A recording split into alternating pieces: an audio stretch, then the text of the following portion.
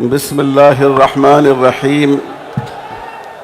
الحمد لله رب العالمين، والصلاة والسلام على سيد الأنبياء والمرسلين وعلى آله وصحبه أجمعين ومن تبعهم بإحسان إلى يوم الدين. اس پروگرام کے میزبان خصوصی محترم المقام جناب بیرسٹر اسدالدین اویسی صاحب، حضرات علماء کرام، ہمارے مشائخ اور بزرگان، محترم بھائیوں اور بہنوں، بڑی اہم باتیں آپ حضرات نے سن لی ہیں. میں صرف 3-4 منٹ میں ایک دو بہت ہی ضروری بات کی طرف متوجہ کرتا ہوں. میری درخواست ہے کہ آپ لوگ تھوڑی دیر خاموشی کے ساتھ سن لیں. پہلی بات یہ ہے کہ بعض لوگ یہ تاثر دے رہے ہیں کہ سپریم کورٹ نے 2 شقوں میں جو وقف ترمیمی قانون پیش کیا گیا تھا اس کی 2 شقوں پر اس نے اعتراض کیا ہے.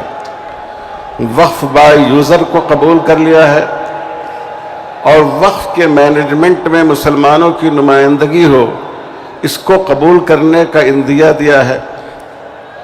اس لیے اب احتجاج کرنے کی ضرورت نہیں ہے. یاد رکھیے یہ دھوکہ ہے، غلط فہمی.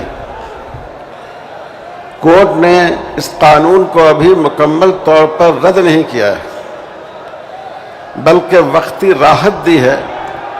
ہم یہ ضرور امید رکھتے ہیں کہ ہماری عدالت عالیہ انصاف سے کام لیتے ہوئے اس پورے قانون کو رد کر دے گی، لیکن ابھی ہمیں مطمئن نہیں ہونا ہے. آپ دیکھیے اس قانون میں یہ بات بھی شامل ہے کہ جو لمیٹیشن ایکٹ ہے، کسی زمین پر 12 سال یا اس سے زیادہ کسی کا قبضہ رہا ہو تو وہ زمین اسی قابض کی ملکیت سمجھی جائے گی. وقف کو اس سے مستثنی کیا گیا ہے اور جو دوسری سرکاری دھارمک سنستھائیں ہیں، مذہبی املاک ہیں، ان کو بھی اس سے مستثنی کیا گیا ہے کہ اگر اس مدت سے طویل قبضہ ہو تب بھی وہ ناجائز ہی قبضہ سمجھا جائے گا. یہ 2013 کے قانون میں بھی اور اس سے پہلے عدالتوں کے فیصلے بھی موجود ہیں کہ لمیٹیشن ایکٹ سے وقف مستثنی ہوگا. اس قانون میں اس استثناء کو ختم کر دیا گیا ہے. اس کا مطلب یہ ہے کہ اوقاف پر جو طویل مدت سے ناجائز قبضے ہیں، 50 سال سے 25 سال سے، جو قابضین ہیں ان کو اس کا مالک سمجھ لیا جائے گا. آپ سوچئے کہ یہ کتنا خطرناک قانون ہے. ملک بھر میں کتنے ہی اوقاف پر ناجائز قبضے ہیں، طویل مدت سے قبضے ہیں، اور بہت سی جگہ وہ لوگ کہ جن کی حکومت بہت پذیرائی کرتی ہے، جو اس ملک کے بڑے سرمایہ دار اور بزنس مین ہیں، انہوں نے وقف کی زمین پر اپنے ہوٹل اور اپنی عمارتیں بنا رکھی ہیں. اگر اس میں تبدیلی نہیں کی جائے تو ان ساری چیزوں پر ان کا قبضہ مان لیا جائے گا. تو آپ اندازہ کیجئے کہ اس سے ہمارے اوقاف کو کتنا نقصان پہنچے گا. وقف کے اس قانون میں یہ بات بھی شامل کر دی گئی کہ جو چیزیں آثار قدیمہ کے تحت آئیں گی وہ وقف کی ملکیت باقی نہیں رہے گی. آپ سوچئے ہماری مکہ مسجد ہے 300 سال پرانی. اگر گورنمنٹ اس کو آثار قدیمہ میں ڈکلیئر کر دے تو کل ہو کر حکومت یہ کہہ سکتی ہے کہ یہ وقف کی پراپرٹی نہیں ہے، ملکیت نہیں ہے. آپ اس میں نماز نہیں پڑھ سکتے. صرف آپ اس کو دیکھنے کے لیے ایک ٹورسٹ کے طور پر آ سکتے ہیں. تو غور کیجئے کہ یہ کتنا خطرناک قانون ہے. ابھی بھی اس قانون میں یہ بات باقی ہے کہ کوئی مسلمان جب تک 5 سال سے مسلمان نہ ہو، اس کو اسلام قبول کیے ہوئے 5 سال ہو گیا ہو، اور وہ عملی طور پر اسلام کے احکام پر عمل کرتا ہو، اسی کو وقف کرنے کی اجازت ہوگی۔ ظاہر ہے یہ بہت بڑا ظلم ہے، اور یہ لوگوں کو جو شخصی آزادی دی گئی ہے اس کے بھی خلاف ہے۔ اگر کوئی شخص آج مسلمان ہوتا ہے، اللہ نے اس کو بہت ساری دولت دے رکھی ہے، اور وہ چاہتا ہے کہ اپنی آخرت کے لیے اپنی املاک کے کچھ حصے کو وقف کر دے، تو اس قانون کے تحت وہ وقف نہیں کر سکتا۔ ہمارے اس دیش میں ہندوؤں اور مسلمانوں کے درمیان ہمیشہ قومی یکجہتی رہی ہے، بھائی چارے کا تعلق رہا ہے۔ بہت سے مسلمانوں نے ہندو سنستھاؤں کے لیے اپنی زمینیں دان کی ہیں۔ نظام حیدرآباد نے جتنی مدد کی انہوں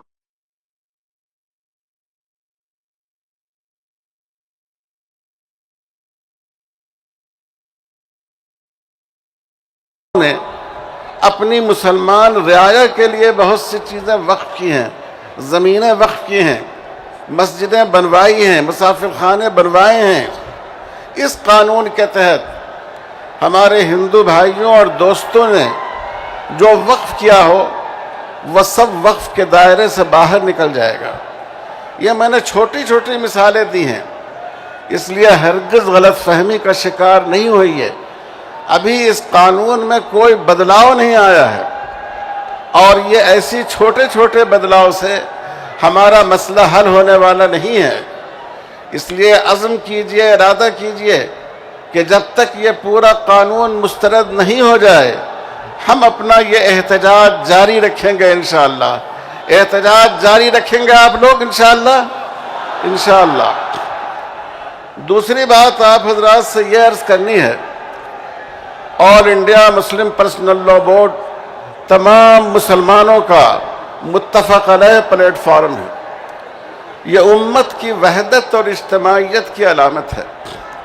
آپ اس ڈائس پر دیکھیے، اس میں سنی بھی ہیں، اس میں شیعہ بھی ہیں، اس میں حنفی بھی ہیں اور اہل حدیث بھی ہیں، اس میں تبلیغی جماعت کے احباب بھی ہیں، جماعت اسلامی کے احباب بھی ہیں، اس میں ہمارے مشائخ اور مختلف درگاہوں کے قابل احترام سجادے بھی ہیں، علماء اور مفتیان بھی ہیں۔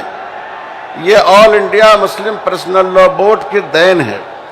حکومت بھی چاہتی ہے اور حکومت کے کارندے بھی چاہتے ہیں کہ اس بورڈ کی قوت ٹوٹ جائے اور آپ کے دلوں سے اس کے اعتماد کو ختم کر دیا جائے۔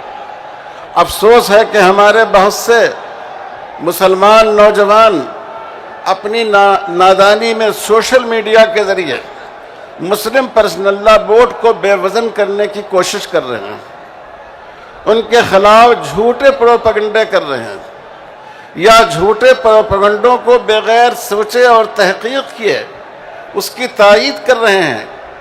آپ اس فتنے سے باخبر رہیے، اس سے متنبہ رہیے۔ یہ آپ کی بہت بڑی طاقت ہے۔ ہماری طاقت ہتھیار نہیں ہے، ہماری طاقت 2 چیزیں ہیں، ہمارا ایمان اور ہمارا اتحاد۔ اگر ہماری یہ طاقت ٹوٹ گئی تو نہ ہم اپنی شریعت کو بچا سکیں گے، نہ اپنے عقیدے کو بچا سکیں گے، اور نہ ہم اپنے دین کی حفاظت کر سکیں گے۔ اس لیے میں خاص کر نوجوانوں سے اور جو لوگ سوشل میڈیا پر رہتے ہیں ان سے درخواست کرتا ہوں کہ خدا کے لیے مسلمانوں کے دشمنوں اور فرقہ پرست طاقتوں کی سازش کا شکار نہ ہو جائیے۔ تیسری بات بھائیو یہ عرض کرنی ہے، ہمارے اسد الدین اویسی صاحب نے پارلیمنٹ میں بہترین خطاب کیا اس موضوع پر، اور بھی بہت سے لوگوں نے، بہت سے ہمارے غیر مسلم ارکان پارلیمنٹ نے بھی بہت اچھی تقریریں کی۔ یہ تقریریں یوٹیوب پر نشر ہوئیں، مجھے بعض لوگوں نے دکھایا